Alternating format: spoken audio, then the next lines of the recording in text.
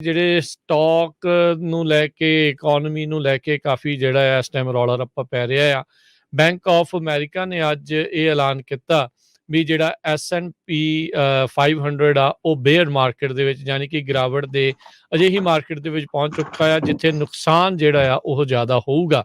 ਸੋ ਕਹਿੰਦੇ ਵੀ ਉਹਨਾਂ ਲੋਕਾਂ ਦੇ ਲਈ ਹੋਰ ਵੀ ਜ਼ਿਆਦਾ ਮਿਜ਼ਰੀ ਜਿਹੜੀ ਉਹ ਅੱਗੇ ਆ ਸਕਦੀ ਆ। ਬੈਂਕ ਆਫ ਅਮਰੀਕਾ ਨੇ ਕਈ ਜਿਹੜੇ ਰੀਜ਼ਨ ਆ ਉਸ ਦੇ ਵਿੱਚ ਲਿਸਟ ਕੀਤੇ ਸਟਾਕ ਪ੍ਰਾਈਸਿਸ ਦੇ ਜਿਹੜੇ ਡਾਊਨਸਾਈਡ ਦੇ ਲਈ। ਜਿਹੜਾ ਇਨਫਲੇਸ਼ਨ ਆ ਉਹ ਕਹਿੰਦੇ ਲਗਾਤਾਰ ਇਸ ਦੇ ਵਿੱਚ ਵੱਧ ਰਹੀ ਹੈਗੀ ਆ। ਸੋ ਕਹਿੰਦੇ ਵੀ ਅਜੇ ਹੋਰ 14% ਡਿੱਗ ਸਕਦਾ ਆ ਨਵੰਬਰ ਤੱਕ। ਕਹਿੰਦੇ ਵੀ ਮੇ ਬੀ SIG ਦੇ ਜਿਹੜੇ ਕ੍ਰਿਸ ਮਰਫੀ ਆ ਉਹਨਾਂ ਨੇ ਇਹ ਆਖਿਆ ਆ ਵੀ ਨਵੰਬਰ ਤੱਕ ਅਜੇ ਇਸ ਦੀ ਗਿਰਾਵਟ ਦਾ ਦੌਰ ਜਿਹੜਾ ਆ ਉਹ ਜਾਰੀ ਰਹੇਗਾ। ਸੋ ਇਹ ਹੁਣ ਇਨਵੈਸਟਰਸ ਨੂੰ ਵੀ ਜਿਹੜਾ ਹਰਜੋਤ ਸਿੰਘ ਜੀ ਪੂਰਾ ਇੱਕ ਹਿਸਾਬ ਦੇ ਨਾਲ ਡਰਾ ਰਹੇ ਆ।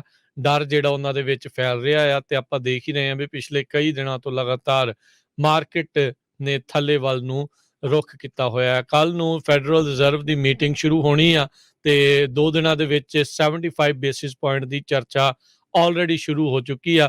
50 ਬੇਸਿਸ ਪੁਆਇੰਟ ਤਾਂ ਐਕਸਪੈਕਟਡ ਹੀ ਸੀਗਾ।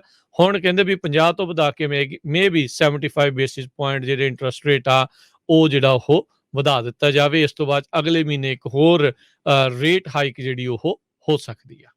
ਜੀ ਬਿਲਕੁਲ। ਸਟਾਕ ਮਾਰਕੀਟ ਜਿਸ ਹਿਸਾਬ ਨਾਲ ਥੱਲੇ ਨੂੰ ਜਾ ਰਹੀ ਆ ਇਹਦੇ ਨਾਲ ਰਿਸੈਸ਼ਨ ਬਹੁਤ ਜਲਦੀ ਆ ਸਕਦਾ। ਅਮਰੀਕਾ ਦੇ 3 ਅਮੀਰ ਬੰਦੇ ਐਲੋਨ ਮਸਕ ਟੈਸਲਾ ਵਾਲੇ, ਮਾਰਕ ਜ਼ਕਰਬਰਗ ਫੇਸਬੁੱਕ ਵਾਲੇ ਤੇ ਐਮਾਜ਼ੋਨ ਵਾਲੇ, ਇਹਨਾਂ ਤਿੰਨਾਂ ਦੇ ਰਲ ਕੇ $64 ਬਿਲੀਅਨ ਪਿਛਲੇ ਹਫ਼ਤੇ ਦੇ ਵਿੱਚ ਲੂਜ਼ ਕੀਤਾ ਆ ਜਦੋਂ ਸਟਾਕ ਮਾਰਕੀਟ ਥੱਲੇ ਗਈ ਹੈਗੀ ਆ। ਸੋ ਸਿਚੁਏਸ਼ਨ ਕਾਫੀ ਗ੍ਰਿਮ ਹੈਗੀ ਆ। ਸੋ ਇਹ ਤਾਂ ਅਮੀਰ ਬੰਦੇ ਆ ਜਿਹੜੇ ਬਿਲੀਅਨਸ ਡਾਲਰ ਆ, ਪਰ ਜਿਹੜੇ ਆਮ ਬੰਦੇ ਜੇ ਕਿਸੇ ਨੇ 10,000 20,000 40,000 ਕਿਸੇ ਨੇ ਬਿਟਕੋਇਨ ਲਿਆ ਸੀ, ਕਿਸੇ ਨੇ ਸਟਾਕ ਲਏ ਸੀ, ਉਹਨਾਂ ਦਾ ਇਸ ਟਾਈਮ ਜਾਂ ਜਿਨ੍ਹਾਂ ਨੇ ਰਿਟਾਇਰਮੈਂਟ ਅਕਾਊਂਟ 401k ਵਗੈਰਾ ਆ ਉਹਨਾਂ ਦਾ ਬਹੁਤ ਬੁਰਾ ਹਾਲ ਹੈਗਾ।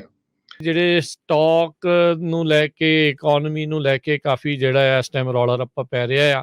ਬੈਂਕ ਆਫ ਅਮਰੀਕਾ ਨੇ ਅੱਜ ਇਹ ਐਲਾਨ ਕੀਤਾ ਵੀ ਜਿਹੜਾ S&P 500 ਆ ਉਹ ਬੇਅਰ ਮਾਰਕੀਟ ਦੇ ਵਿੱਚ ਯਾਨੀ ਕਿ ਗਿਰਾਵਟ ਦੇ ਅਜਿਹੀ ਮਾਰਕੀਟ ਦੇ ਵਿੱਚ ਪਹੁੰਚ ਚੁੱਕਾ ਆ ਜਿੱਥੇ ਨੁਕਸਾਨ ਜਿਹੜਾ ਆ ਉਹ ਜ਼ਿਆਦਾ ਹੋਊਗਾ। ਸੋ ਕਹਿੰਦੇ ਵੀ ਉਹਨਾਂ ਲੋਕਾਂ ਦੇ ਲਈ ਹੋਰ ਵੀ ਜ਼ਿਆਦਾ ਮਿਜ਼ਰੀ ਜਿਹੜੀ ਉਹ ਅੱਗੇ ਆ ਸਕਦੀ ਆ। ਬੈਂਕ ਆਫ ਅਮਰੀਕਾ ਨੇ ਕਈ ਜਿਹੜੇ ਰੀਜ਼ਨ ਆ ਉਸ ਦੇ ਵਿੱਚ ਲਿਸਟ ਕੀਤੇ ਸਟਾਕ ਪ੍ਰਾਈਸਿਸ ਦੇ ਜਿਹੜੇ ਡਾਊਨਸਾਈਡ ਦੇ ਲਈ।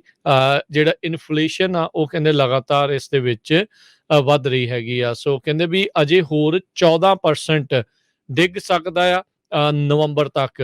ਕਹਿੰਦੇ ਵੀ ਮੇ ਬੀ SIG ਦੇ ਜਿਹੜੇ ਕ੍ਰਿਸ ਮਰਫੀ ਆ ਉਹਨਾਂ ਨੇ ਇਹ ਆਖਿਆ ਆ ਵੀ ਨਵੰਬਰ ਤੱਕ ਅਜੇ ਇਸ ਦੀ ਗਿਰਾਵਟ ਦਾ ਦੌਰ ਜਿਹੜਾ ਆ ਉਹ ਜਾਰੀ ਰਹੇਗਾ। ਸੋ ਇਹ ਹੁਣ ਇਨਵੈਸਟਰਸ ਨੂੰ ਵੀ ਜਿਹੜਾ ਹਰਜੋਤ ਸਿੰਘ ਜੀ ਪੂਰਾ ਇੱਕ ਹਿਸਾਬ ਦੇ ਨਾਲ ਡਰਾ ਰਹੇ ਆ। ਡਰ ਜਿਹੜਾ ਉਹਨਾਂ ਦੇ ਵਿੱਚ ਫੈਲ ਰਿਹਾ ਆ ਤੇ ਆਪਾਂ ਦੇਖ ਹੀ ਰਹੇ ਹਾਂ ਵੀ ਪਿਛਲੇ ਕਈ ਦਿਨਾਂ ਤੋਂ ਲਗਾਤਾਰ ਮਾਰਕੀਟ ਨੇ ਥੱਲੇ ਵੱਲ ਨੂੰ ਰੁੱਖ ਕੀਤਾ ਹੋਇਆ ਹੈ। ਕੱਲ ਨੂੰ ਫੈਡਰਲ ਰਿਜ਼ਰਵ ਦੀ ਮੀਟਿੰਗ ਸ਼ੁਰੂ ਹੋਣੀ ਆ ਤੇ 2 ਦਿਨਾਂ ਦੇ ਵਿੱਚ 75 ਬੇਸਿਸ ਪੁਆਇੰਟ ਦੀ ਚਰਚਾ ਆਲਰੇਡੀ ਸ਼ੁਰੂ ਹੋ ਚੁੱਕੀ ਆ।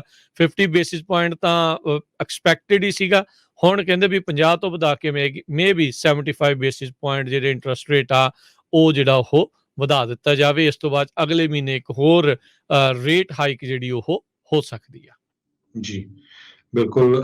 ਸਟਾਕ ਮਾਰਕੀਟ ਜਿਸ ਹਿਸਾਬ ਨਾਲ ਥੱਲੇ ਨੂੰ ਜਾ ਰਹੀ ਆ ਇਹਦੇ ਨਾਲ ਰਿਸੈਸ਼ਨ ਬਹੁਤ ਜਲਦੀ ਆ ਸਕਦਾ।